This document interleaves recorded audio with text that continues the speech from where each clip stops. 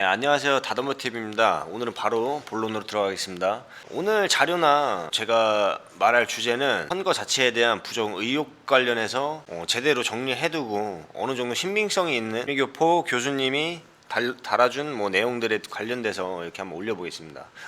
공병호TV의 공병호 박사님께 달린 재미교포 통계학 교수님이 남겨주신 댓글을 위해 공병호TV의 영상을 캡처해서 올린다는 점 미리 알려드립니다. 당연히 공병호 박사님께 허락을 맡았고 출처를 명확히 명시해두겠습니다. 공병호 박사님께 다시 한번 감사드립니다. 정말 감사드립니다. 그러나 저러나 우리나라 통계학 박사들은 어디서 뭘 하고 있는지 의문이 드는 시점이기도 하고요. 얘기에 앞서서 결혼하신 분들은 꽤 공감하실 거고, 본인 사업이건 자영업이건 하시는 분들은 아마 깊이 공감하실 거예요. 그런 것들을 하게 됨으로써 정치, 경제, 부동산에 모든 관심이 집중하게 되고, 앞으로 향후 우리가 먹고 살아가야 될 일, 조금 더 경제적 자유를 얻는 행위에 비롯돼서 경제를 알아야 돼요. 그러려면은 정치도 필수로 연관이 돼 있고, 경제, 정치, 부동산 이런 것들은 거의 피라미드 형식으로 꼭 연결이 되어 있는 그런 부분이라고 저는 생각합니다. 그렇기 때문에 저도 이제 우파로 넘어오긴 했는데, 진보의 이념인 분배, 평등 이런 거는 솔직히 말도 안 되는 공산주의적 발상으로밖에는 생각이 되지 않기 때문에 많이들 우파로 오는 거예요. 우파라 그래서 보수라 그래서 무조건 미래통합당을 지지하고 응원하고 좋아하는 건 아닙니다. 절대로. 나름 같은 세대인데 꼰대 마인드로 막 진짜 갑질하고 이런 걸 누가 좋아해요. 그런 이미지 자체를 너무 싫어합니다. 저도 당연히 그렇기 때문에. 그 전제 하에 이번 설명을 좀 해볼게요. 이번에 21대 총선 연령별 사전투표 결과를 보게 되면은 60대 이상이 과반을 넘어가죠. 훨씬 많아요. 10대부터 40대까지 합친 그 수보다 5, 60대를 합친 수가 더 많습니다.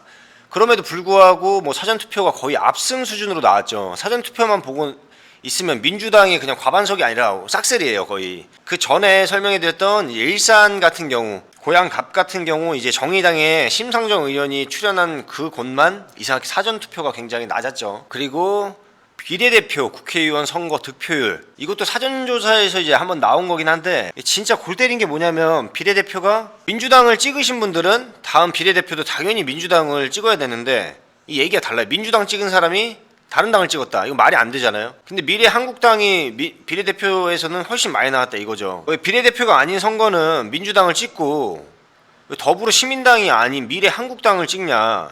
이건 말이 안 되는 수치잖아요. 이런 거에 대해서도 굉장히 의문을 많이 갖고 계시고, 본 투표 때도 출구조사를 보게 된다면 더민주 더시민이 훨씬 많았고 미래통합당이랑 한국당이랑은 훨씬 적었어요. 그런데 총선 출구조사 비례대표 또 다르게 이렇게 해석이 되는 게 또 따로 많아요. 각각 따로따로 한 것도 아니고 같은 용지를 들고 똑같은 이름으로 했는데, 이렇게 보시면 또 출구조사가 반대입니다. 출구조사는 미래한국당이 훨씬 많아요. 이건 상식으로 이해가 가시나요? 나는 더불어민주당을 뽑았는데 비례대표에서는 미래한국당을 뽑았다, 이러시는 분들 계세요. 그냥 보수면 보수, 진보면 진보, 이런 식으로 거의 뽑게 되잖아요.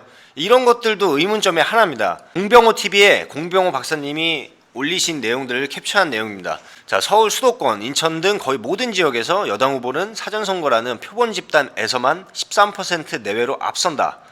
여기 보시면 오세훈, 고민정, 지상욱, 박성준, 나경원, 이수진 서로 접전을 펼친 지역입니다. 고민정 후보 같은 경우는 오세훈 후보를 이겼는데, 진짜 사전투표율이 그 정도로 압도적이지 않았으면 본투표에서는 진짜 말도 안 되게 처참하게 무너질 정도의 수준이었어요.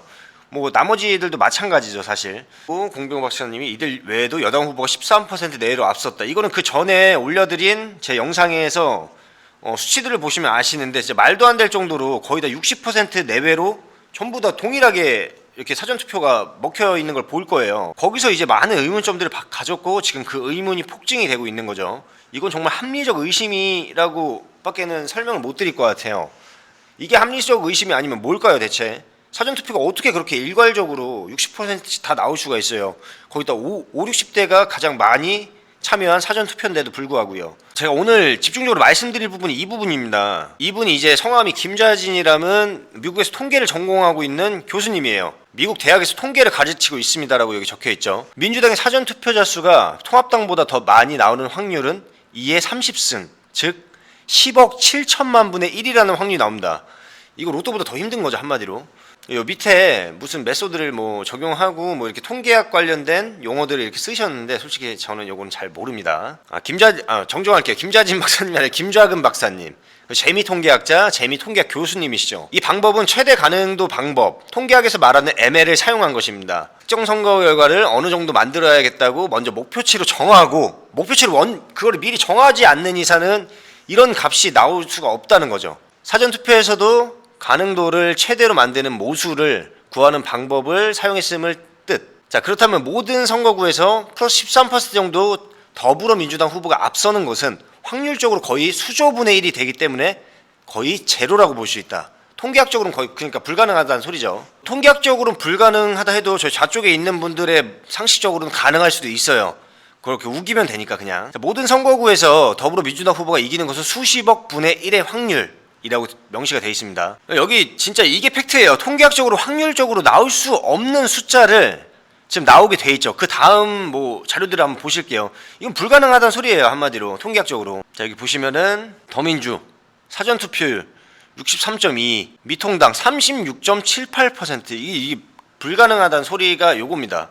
인천 지역이에요 이게. 자, 경기 지역을 보시면 63.14, 이제 미통당을 보면 36.86, 그리고 이제 더민주가 서울 지역에서 63.64, 미통당이 36.36이에요. 27.28.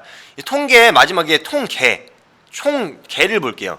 26.44, 26.28, 27.28. 이게 불가능하다는 그런 수치입니다. 지금 이거를 만약 부정하시는 분들 계시면 통계학을 배울 필요도 없고 통계란 건 있어서도 안 되는 거예요. 우리가 많은 수치들이나 우리가 가늠하기 어려운 것들은 통계로 이제 거의 대부분 짐작하고 그 통계 수치에 어느 정도 맞아 떨어지게 나오는 게 통계학이고 통계를 배우신 분들의 논리잖아요. 근데 그것들을 모두 압살해버리는 말도 안 되는 수치가 나왔다는 거죠.